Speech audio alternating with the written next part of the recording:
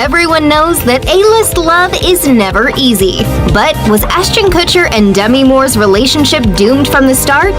Or were they victims of their own bad luck? At 62, Demi Moore finally tells the truth about Ashton Kutcher. Hollywood loves its fairy tales, but it also loves to watch them fall apart.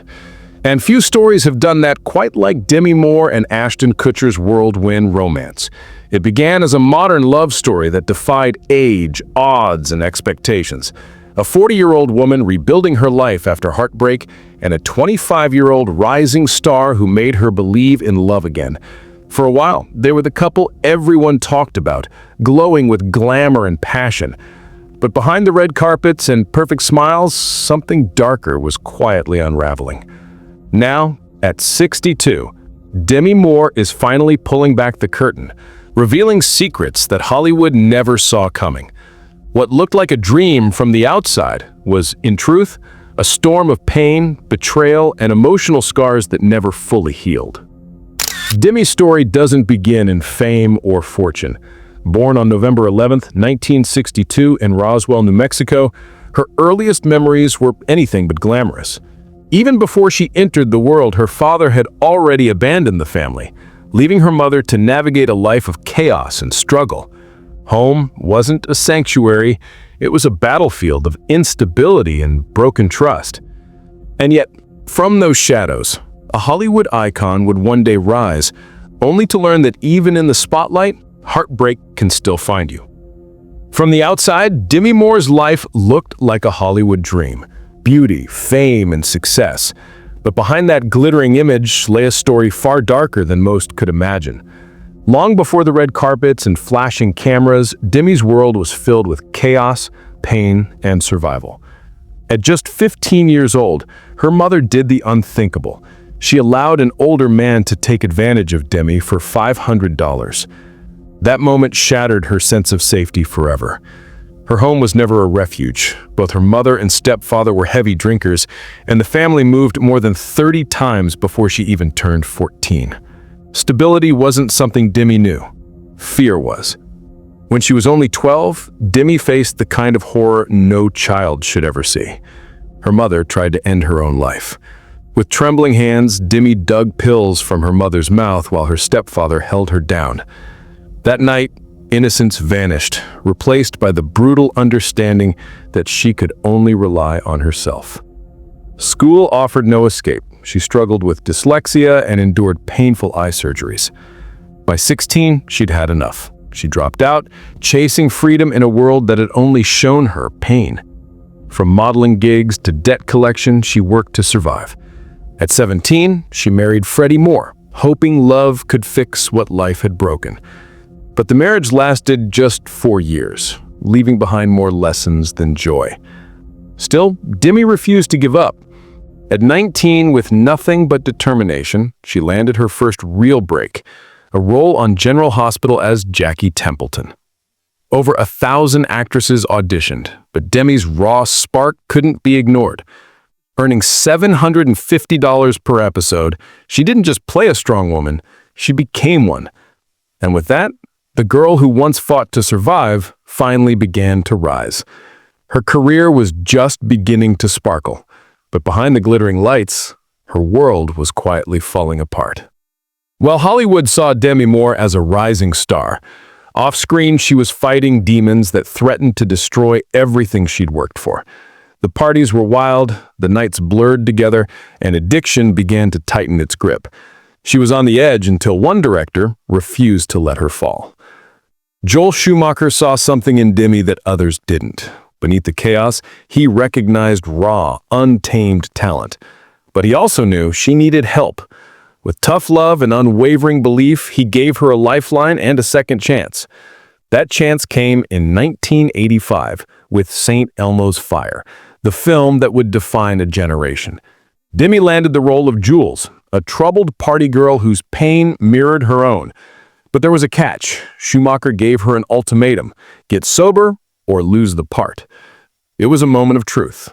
Demi fought hard to stay clean, even hiring someone to watch over her during filming. Her determination paid off. Her performance in St. Elmo's Fire struck a chord with audiences and critics alike, proving that she wasn't just another young star, she was a force. The film's success thrust her into the spotlight alongside the Brat Pack, a group of breakout stars including Rob Lowe and Ali Sheedy. But for Demi, it wasn't about fame. It was about redemption.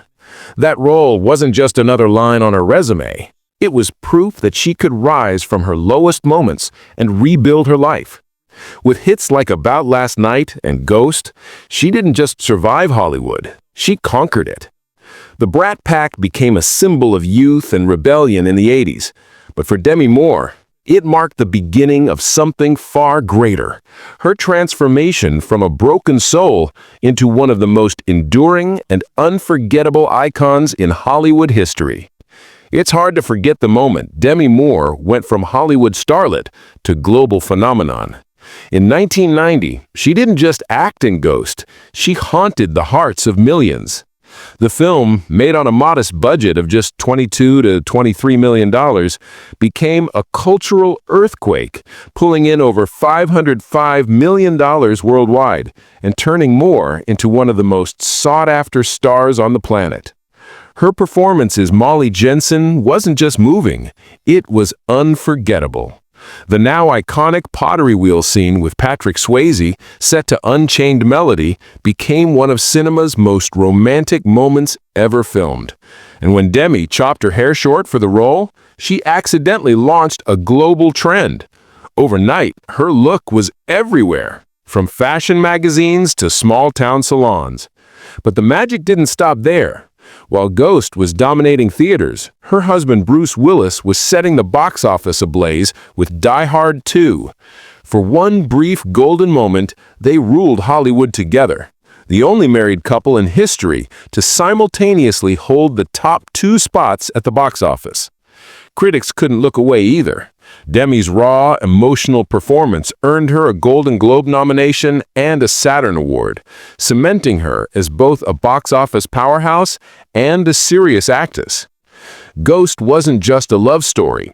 It was proof that audiences were hungry for something deeper, something daring, something different.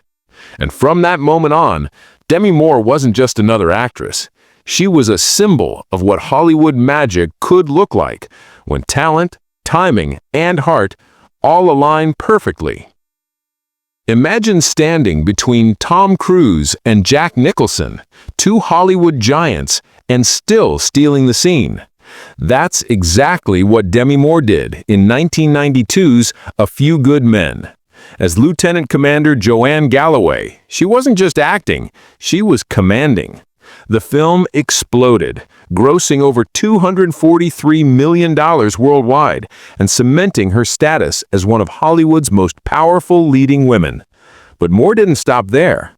In 1993, she took a daring leap with Indecent Proposal, a film that asked one of the most controversial questions of its time. Would you sleep with a stranger for $1 million? Her performance as Diana Murphy ignited fiery debates about love, loyalty, and morality. Some called it bold, others called it degrading, but Demi faced the storm head-on. It was one of the hardest moments of my career, she later admitted. Still, instead of shrinking under criticism, she pushed boundaries even further, using her roles to challenge what women in Hollywood were allowed to be: strong, flawed, sensual, and unapologetically human. Her fearlessness wasn't just acting, it was rebellion.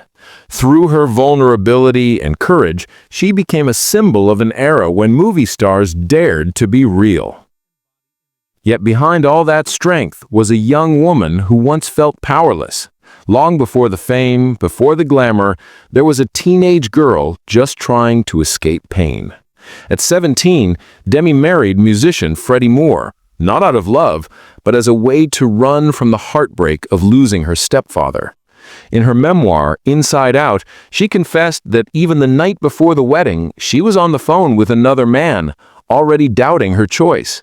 She said, "I knew it wasn't right." The marriage didn't last, but the name did. She took Freddie's last name and turned it into a legend.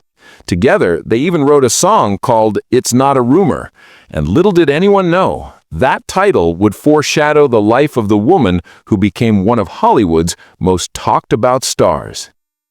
It's hard to imagine now, but behind the glamour and red carpets, Demi Moore's first marriage was quietly crumbling.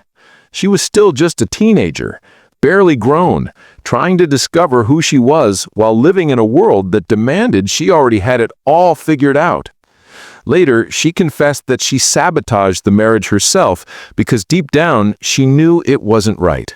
By 1985, it was over. A painful ending that would teach her everything she needed to know about love, trust, and identity. Then fate intervened. In 1987, at a movie premiere, Demi met Bruce Willis and sparks flew instantly. At the time, she was engaged to Emilio Estevez, but the connection with Bruce was electric, impossible to ignore. Just 4 months later, during a spontaneous trip to Las Vegas for a boxing match, Bruce dropped to one knee.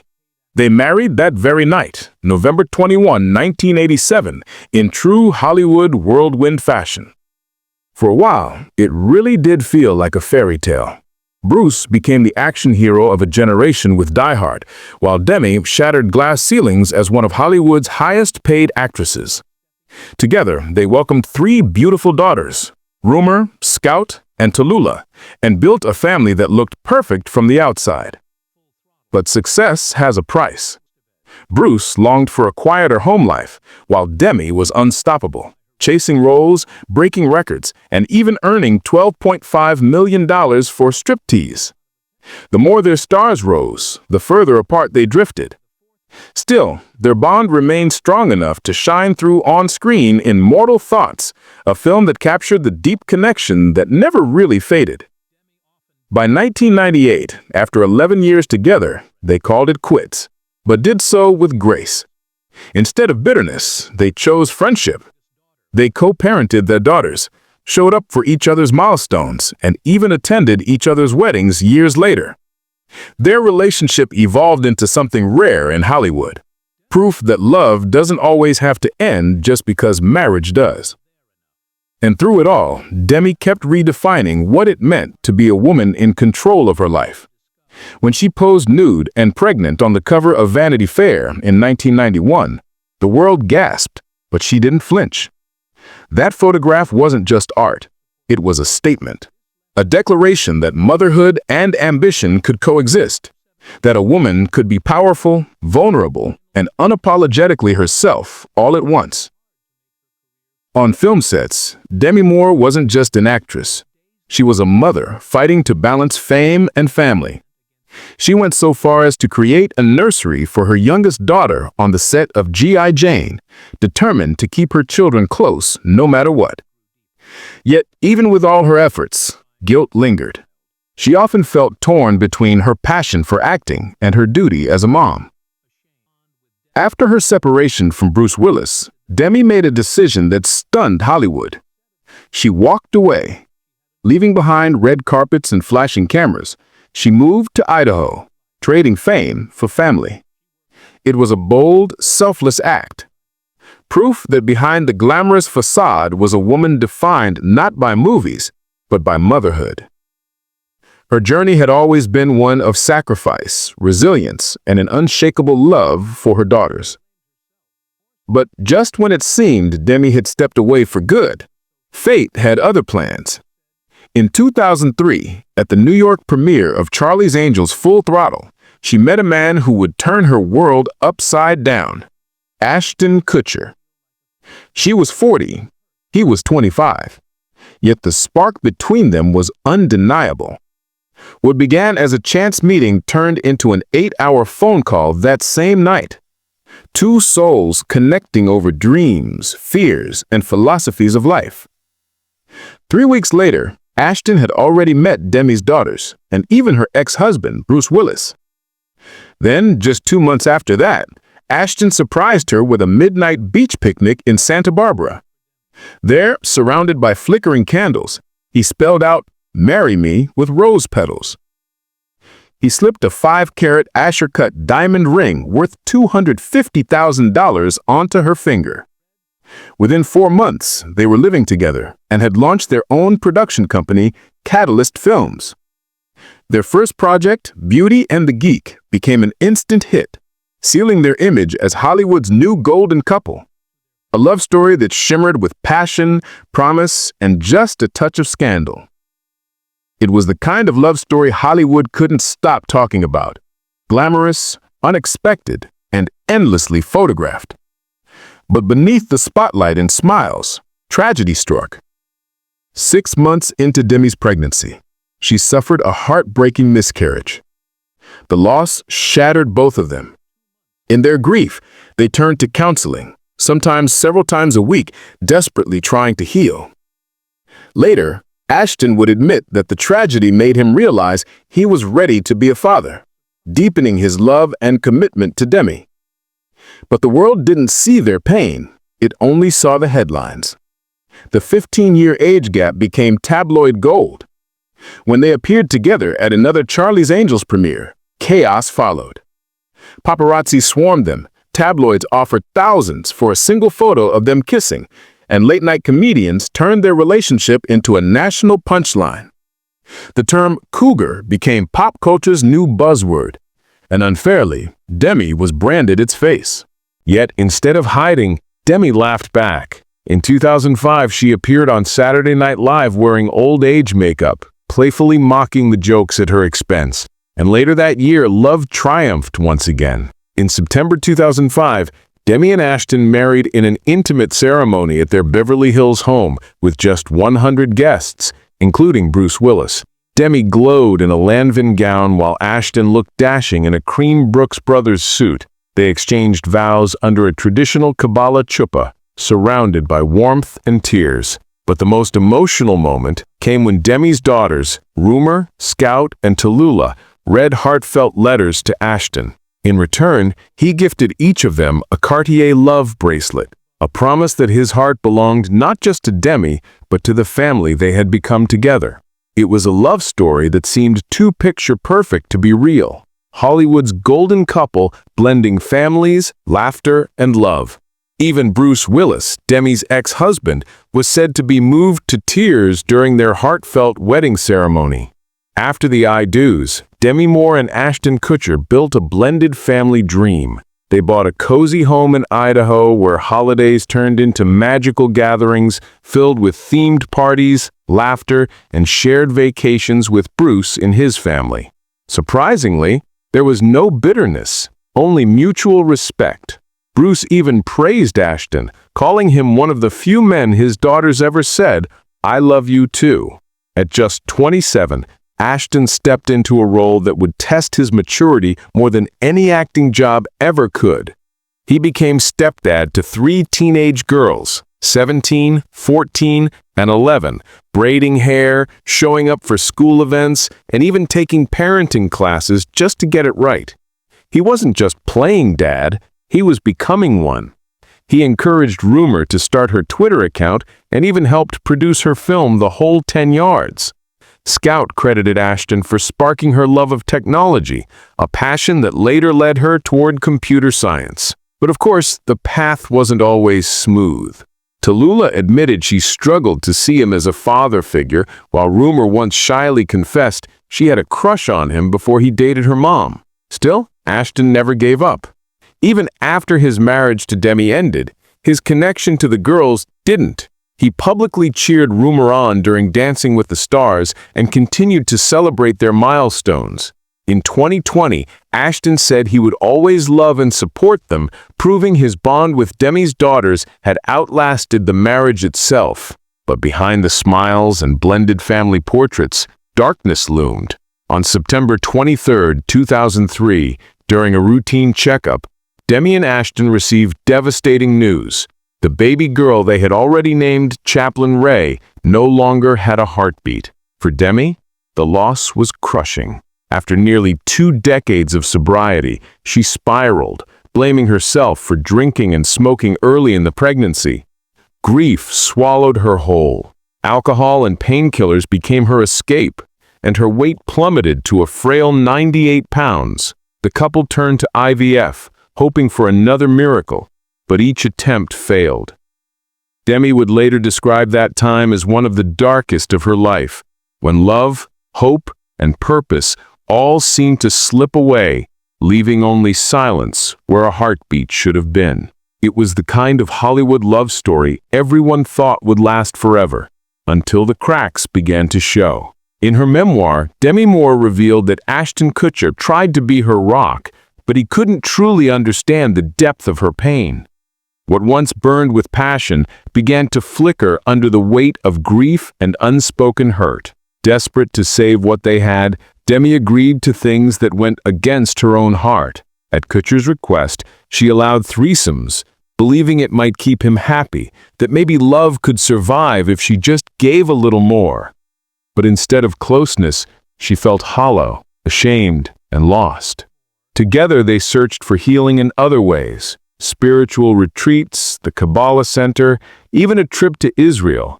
But no amount of prayer could fix what was already breaking. Then came the night that shattered everything. September 24th, 2011, their 6th wedding anniversary. While Demi prepared to celebrate, rumors spread that Ashton had spent the night with 22-year-old Sarah Leal. The cruel twist? Demi had seen the young woman before, when she brazenly handed Ashton her number at a bowling alley right in front of her and her daughter. The truth didn't come from Ashton. It came from a Google alert. One notification changed everything.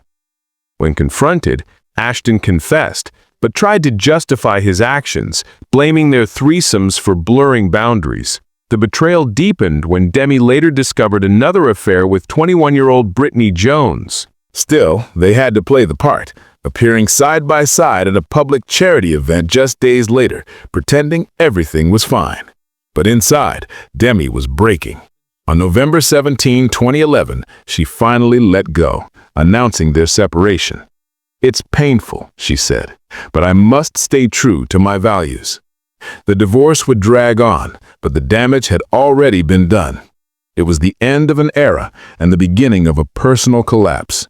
When Ashton Kutcher filed for divorce in December 2012, the world saw the final chapter of a Hollywood love story. But behind closed doors, Demi Moore was falling apart.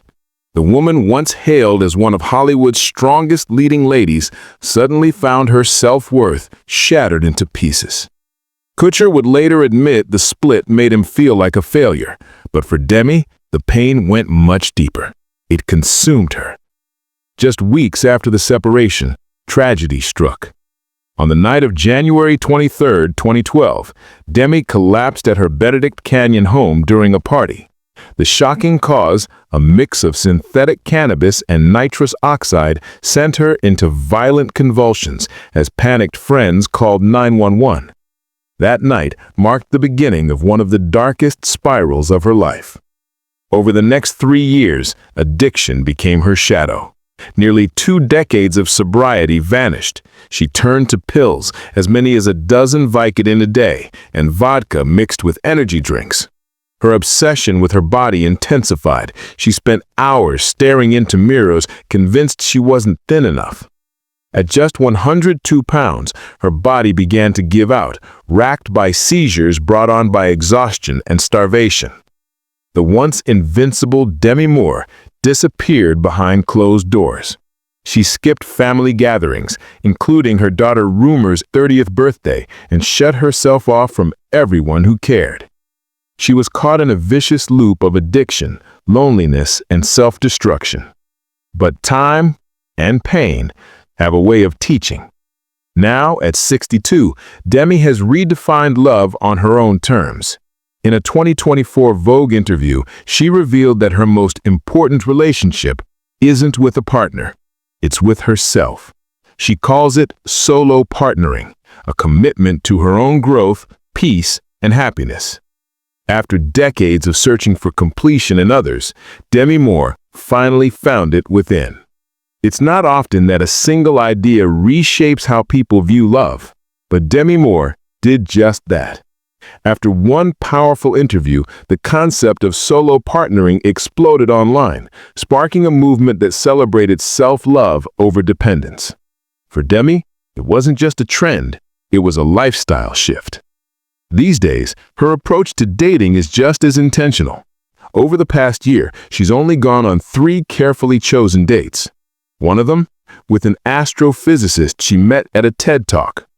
Their evening under the Mojave Desert stars wasn't romantic, but she called it deeply meaningful, one I'll never forget. And perhaps the biggest surprise of all, Demi has built a genuine friendship with Mila Kunis, Ashton Kutcher's wife. The two even run a book club together, meeting every few weeks to discuss stories and life's deeper lessons. Fans can't help but admire Demi's evolution, her grace, her forgiveness, her strength. As for love, she's not ruling it out. But this time, she's playing by new rules. If someone enters her life, it won't be to complete her. It'll be because they add to the fullness she's already found within herself. In the end, Demi Moore's story isn't just one of fame, heartbreak, or reinvention. It's about self-discovery. She's learned to find peace in her own company, strength in her scars, and beauty in her boundaries. Whether love finds her again or not, Demi's journey reminds us that true fulfillment doesn't come from another person. It comes from finally coming home to yourself.